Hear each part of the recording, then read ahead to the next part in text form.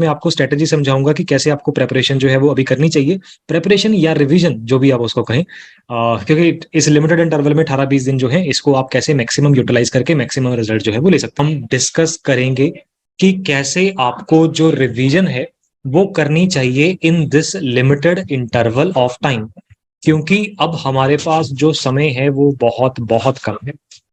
ये बात बिल्कुल सही है कि जो हमारे पास टाइम बचा है वो बहुत कम है राइट नाउ। ये बात बिल्कुल सच है, दिन हमारे पास कम है, इवन नंबर ऑफ चैप्टर्स भी हमारे पास नंबर ऑफ डेज से ज्यादा है। राइट नाउ सिचुएशन ऐसी हो चुकी है कि नंबर ऑफ चैप्टर्स भी नंबर ऑफ डेज से ज्यादा है, बिल्कुल सही बात है। बाकी बात थोड़ी नजरिए की है। अगर आप ऑर्स के हिसाब से देखें तो घंटे ज्यादा निकलेंगे और नंबर ऑफ चैप्टर्स कम निकलेंगे, है ना। तो ये बात भी है, ये नजरिए की बात है। अगर हम दिन देखी जाएंगे तो डेफिनेटली कम लगेंगे, घंटे देख लो ज्यादा लगेंगे, एवरीथिंग इज रिलेटिव, ऐसा एल्बर्ट आइंस्टाइन सर ने कहा है बाय द वे। अच्छा तो अब ओके, तो देखो भाई, जो हमारा 23 अप्रैल को है ना वो एग्जाम नहीं है, वो हमारे पास एक वॉर है। तो हमें 23 अप्रैल को वॉर जीतनी है, बिकॉज हमारे जैसे और बहुत सारे बच्चे वहां पे एग्जाम देने वाले हैं, उनके साथ हमें compete करना है। वॉर का मतलब ऐसे मारधाड़ नहीं करनी, हमें उन बच्चों के स्कोर के साथ, उन बच्चों के मार्क्स के साथ हमें compete करना है।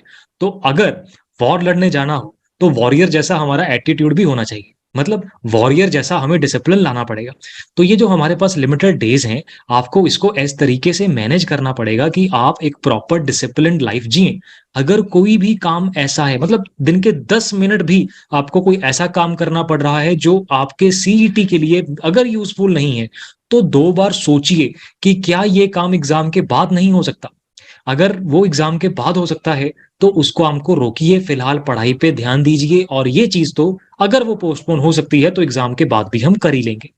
देख रहे हो मेरा हाल, मैंने ट्रेनिंग नहीं करी इतने टाइम से, क्योंकि मैं बहुत सारी एक्स्ट्रा क्लासेस ले रहा हूँ पिछले 2 महीने से, कोई टाइम नहीं बच रहा। आप भी डिसिप्लिन लाइफ जिए, प्रॉपर पूरा दिन रात एक करना पड़ेगा, पागल जैसे पढ़ना पड़ेगा, पागलों जैसे पढ़ना पड़ेगा, तब जाके इस लिमिटेड टाइम में जो है हम बेस्ट से बेस्ट स्कोर कर पाएंगे।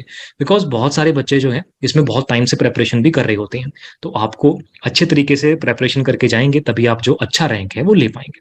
ठीक है, तो वॉरियर बनना है हमें, वॉरियर जैसा एटीट्यूड लेके आना है, प्रॉपर डिसिप्लिन लाइफ को अभी in these interval of time जितने भी डेज हैं प्रॉपर डिसिप्लिन के साथ हमें रहना है। शेड्यूल बना लीजिए दिन का कि कितने आवर्स आप किस सब्जेक्ट को देने वाले हैं। जो सब्जेक्ट आपको थोड़ा सा बोरिंग लगता है उसको मॉर्निंग कर लीजिए, उसको रात को मत करिए जैसे नींद आने लग जाती है।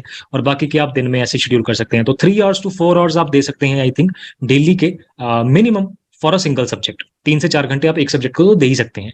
बिकॉज देखो अब 24 घंटे में से 5 घंटे 6 घंटे 5 घंटे 6 घंटे की नींद बहुत होती है, बाकी 17-18 घंटे क्या करना है। हमने पढ़ने के अलावा फिलहाल और कोई काम नहीं है, सारे एग्जाम आपके हो चुके हैं, कोई प्रैक्टिकल वगैरह शायद रहता होगा किसी बच्चे का। तो फुल टाइम दो प्रॉपर, इसमें जो है वो आपको रिवीजन करनी पड़ेगी। Now coming to the next part, revision करनी कैसे है ना। रिवीजन करनी कैसे है, क्योंकि ऐसे चैप्टर बाय चैप्टर अगर मैं सारी चीजें पढ़ूंगा तो बहुत टाइम लग जाएगा। कौन सा चैप्टर करना चाहिए, कौन सा छोड़ना चाहिए। देखो ये प्लानिंग वेटेज वाइज आपको वैसे पहले कर लेनी चाहिए थी, बट अभी टू द पॉइंट इस कमिंग डेज में हम क्या करें। देखो आपको पहले तो चैप्टर्स को 2 सेक्शंस में डिवाइड करना पड़ेगा। एक ऐसे होंगे जो आपको आसान लगते हैं या आप कर सकते हो, उन चैप्टर्स के साथ आप थोड़ा सा फेमिलियर हो। और कुछ चैप्टर्स ऐसे होंगे जो हमने +1 2 में छोड़े हुए हैं, मे बी रिड्यूस्ड में थे, हमें कभी पढ़ाई नहीं, टीचर ने करवाई नहीं, हमारा कभी करने का मन नहीं करा। ऐसे चैप्टर जो आपने बिल्कुल कभी नहीं किए, कोई ना कोई चैप्टर ऐसे पक्का हो सकते हैं आप लोगों के पास, तो उनके सिर्फ मेन मेन पॉइंट ही देखना, उनको इन डेप्थ शुरू से करने का ना आपके पास समय है और ना ही आपको करना चाहिए। बिकॉज इस लिमिटेड टाइम को आपके पास 1 मिनट भी ऐसा नहीं है जो आप उस पर वेस्ट कर सके। तो अगर कोई चैप्टर ऐसा है जो आप हिस्टोरिकली अब तक छोड़ते आ रहे हो, पिछले 2 साल से आपने वो चैप्टर बिल्कुल नहीं पढ़ा, आपको उसके बारे में कोई आइडिया नहीं है, तो उस चैप्टर को या तो छोड़ दो या उसके सिर्फ मेन मेन चीजें जो है वो कर लेना। और जो इधर पोर्शन बचा, अराउंड 70% चैप्टर्स होंगे या 80% चैप्टर्स ऐसे होंगे जो आपने पहले कभी करे हैं या आपको लगता है आप आसानी से कवर कर सकते हो या आपको आसान लगते हैं, ऐसे चैप्टर्स तो आपको हर हाल में करने ही करने हैं। अब उन चैप्टर्स की प्रेपरेशन करनी कैसे है, उन चैप्टर्स की जो थ्योरी है या पॉइंट्स है वो रिवाइज कैसे करने हैं, coming to that part.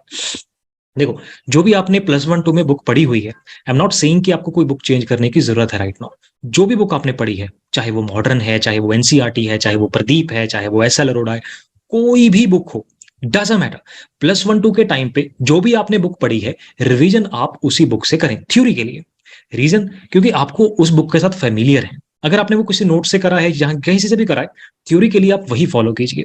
Reason क्या है, आप उसके साथ फेमिलियर हैं।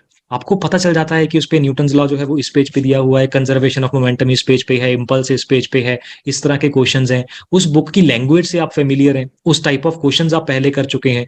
तो अगर आप सेम बुक फॉलो करेंगे ना, तो आपकी वो रिवीजन थोड़ी जल्दी हो जाएगी। आपको वो उसकी लैंग्वेज समझने में टाइम नहीं लगेगा, उसको अडेप्ट करने में टाइम नहीं लगेगा, आप उसको आसानी से समझ पाएंगे। अगर बिल्कुल ही कोई नई बुक या नई नोट्स या नई चीज करने को जाएंगे, तो उसको समझने में, थोड़ा फेमिलियर होने में, यूज टू होने में कुछ दिन निकल जाते हैं, और अभी आपके पास वो समय नहीं है। पहले था, फिलहाल नहीं है। तो फिलहाल जो स्ट्रेटेजी है मैं आपको वो बता रहा हूँ। अगर आप यही चीज मेरे से 2 महीने पहले पूछते तो शायद मेरी लाइंस वर्डिंग कुछ और होती। ठीक है, तो सेम बुक को फॉलो करना है। अब उसके जो मेन मेन टॉपिक्स हैं वो तो आपने कर ही लेने हैं। बैक एक्सरसाइज के क्वेश्चंस कर सकते हो, उसके मिलते जुलते जो क्वेश्चंस आपने, जो भी आपने मतलब अभी तक प्रिपेयर किया, कुछ तो पढ़ा होगा ना अभी तक, उसकी रिवीजन कर लेनी है। और ये जो आपको चैप्टर बहुत मुश्किल लगते हैं, उसके सिर्फ मेन मेन टॉपिक जो है वो देख लीजिए, उनको इन डेप्थ करने की जरूरत नहीं है, ना ही आपके पास जो है वो उसका समय है। और ये जो जिनकी वेटेज भी अच्छी है, आपको आसान भी लगते हैं या कभी आसान नहीं भी लगते, पर आप कर सकते हो। मतलब ऐसा चैप्टर कोई ना कोई तो होता है ना जो आपको लगता है कि चल मुश्किल है अगर, पर मैं फेमिलियर हूं। जैसे फॉर एग्जांपल किसी बच्चे को लेट से ग्रेविटेशन मुश्किल लगता है, बट जब मैं बोलता हूँ न्यूटन लॉ ऑफ ग्रेविटेशन, उसको फार्मूला याद आ रहता है, F is equal to G M one M two by R square. अगर मैं बोलता हूँ एस्केप वेलोसिटी, तो उसको फार्मूला याद आ रहता है कि under root two G R. तो अगर आप उनके साथ फेमिलियर हैं तो आप उसको कर लेंगे। डेफिनेटली आपको मुश्किल लगता हो सकता है, पर आप फिर भी जब पढ़ेंगे तो कवर हो जाएगा। अब अगर मैं बोलता हूँ भाई रेडियस ऑफ ग्रेविटेशन, पता नहीं चलता यार कौन से चैप्टर से था, कहाँ से था, है ना। ऐसी टर्म्स अगर कोई आ जाती हैं जिसका पता ही नहीं है, जिस चैप्टर के बारे में कोई आइडिया नहीं है, तो उस चैप्टर को आप इधर वाली कैटेगरी में रखें, जिसमें सिर्फ मेन मेन पॉइंट देख लीजिए कि अगर उसमें से आ गया तो ठीक है, नहीं तो ज्यादा समय नहीं है आपके पास फिलहाल उसको करने के लिए। बाकी जब आप प्रीवियस ईयर पेपर्स करते हैं, फुल सिलेबस के मॉक टेस्ट करते हैं, तो उसमें उस चैप्टर के भी डेफिनेटली क्वेश्चन होंगे। ऐसा तो है नहीं कि आपको मुश्किल लगता है तो उसमें से पेपर नहीं आएगा। तो जो क्वेश्चंस आए हैं या आ सकते हैं मॉक टेस्ट पेपर्स वगैरह में है, सिर्फ उतने उतने क्वेश्चंस करके उसके सोल्यूशन से समझ के उतनी उतनी चीजें याद रह जाए, तो उतना फिलहाल के लिए बहुत है। फिलहाल आपको ये स्ट्रेटेजी जो है वो फॉलो करनी चाहिए। Thank you so much for attending this session. मुझे आपको पढ़ा के बहुत जेन्युइनली अच्छा लगा। I hope feeling is mutual, आपको भी समझ आया हो। मिलते हैं बड़ी जल्दी हम नेक्स्ट किसी क्लास में।